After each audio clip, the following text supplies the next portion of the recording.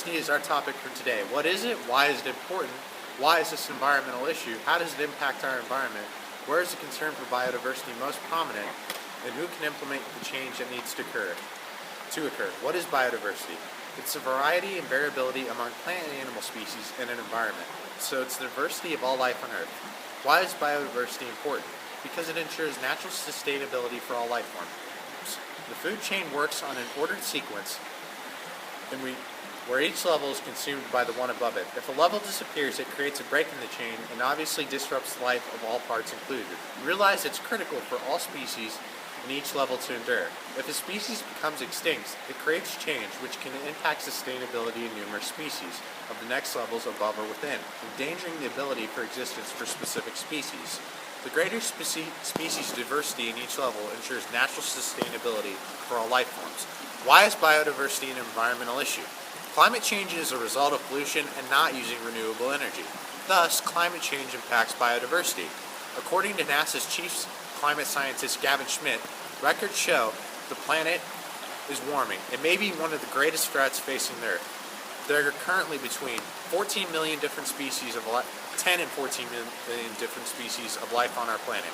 In 1998, 1,102 animal species and 1,197 plant species were on the IUCN Red List as endangered worldwide. In 2012, that number increased to 3,079 animals and 2,655 plants as endangered. The IUCN is the International Union for Conservation. They measure a number of different organisms living in particular ecosystems and categorize species. Endangered is the second most severe status for wild population. Critically endangered is most severe. Red List indicates a species is likely to become extinct. Roughly 1,000 species of plants and animals are becoming extinct per year to date. How does it impact our environment? Warming temperatures, more drought, and change in rainfall patterns have impacted biodiversity within ecosystems. Ecosystems include all living organisms in an area that also function together with non-living organisms in their environment. The change in climate affects ecosystems and species' ability to adapt. So, as a result, biodiversity loss increases. This obviously risks human stability because the food chain and water sources we depend on to live may recede or disappear.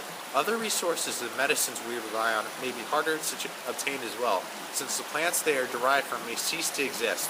It is clear that climate change has already impacted biodiversity and proves to be a major threat in years to come.